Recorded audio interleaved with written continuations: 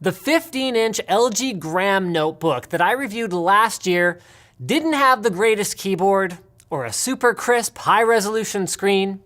It didn't have the best battery life, and the strength of its construction was frankly subpar.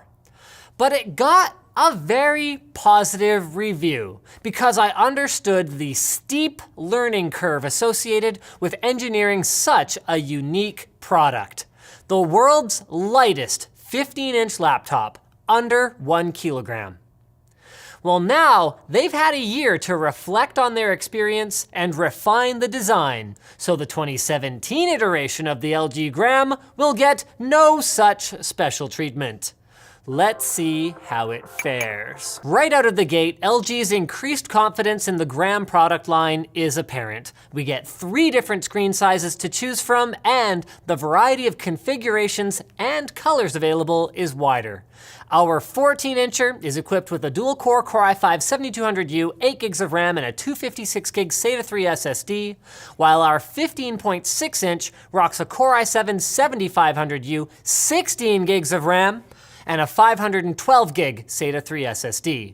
And there have been some other changes too. For one thing, the top-end 15.6-inch model weighs more than a kilogram now, with the 14-inch coming in at almost the same weight as last year's 15.6. Wait, what? Wasn't the weight the whole point of the Gram name even? Well, maybe, but I don't care, because you get a whole lot of awesome stuff for your 10% weight increase without, in my mind, giving up a noticeable amount of the portability of it. First up, the lousy hinge has been replaced by one that's damn near perfect. This is more impressive than you might think. One finger lift is not easy on a device that weighs so little. Next up, all 3 gram sizes are available with multi-touch screens now. The 1080p IPS display still isn't dazzlingly bright and suffers from worse than usual glare under non-ideal conditions, and I think strengthening it a little bit to reduce wobble is especially important for something you're supposed to touch, but I'd still rather have this feature than not. Third up, the addition of a backlight on the keyboard.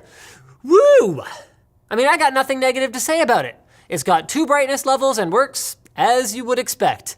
The absence of this on last year's model was one of my main gripes about it, along with, number 4, unexceptional battery life, which has been, well, let's just say the battery got more roided up than 90s Major League Baseball.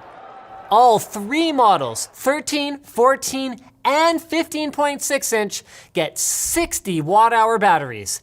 That's about 85% of the capacity that powers a thin and light gaming notebook like the Razer Blade for 3 to 4 hours, except that by comparison, the Gram sips power. LG did this cool video showcasing a sponsored art collab that was created on a single charge on the Gram.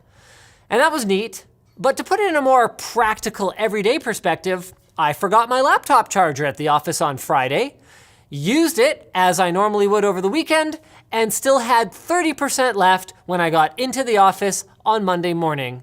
The last machine I had that freed me from worrying about the location of the nearest wall outlet like that was the 2015 MacBook.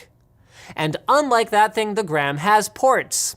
Though, while the USB-C port can be used for 4K 60Hz output, and I'm pretty darn thankful for the microSD and Type-A USB 3s, I do think that the loadout could have been better. Thunderbolt 3 and HDMI 2.0 would be welcome additions on the next model, and IMO charging should really be handled by another Type-C port. And while I'm at it, the speakers sound like they're coming from somewhere under my desk, probably because that's where they're pointed. The webcam location, not to mention the image quality, sucks the big one. I'd like to see it moved above the display, even if it costs me a few grams. And while the ClickPad actually feels pretty decent in day-to-day use, objectively, it really needs to be better built on a device that costs this much. With that said, the 2x2 Wi-Fi implementation is a solid B-, managing over 30 megabytes per second in my standard test location, and the keyboard wins back a lot of the points I just deducted.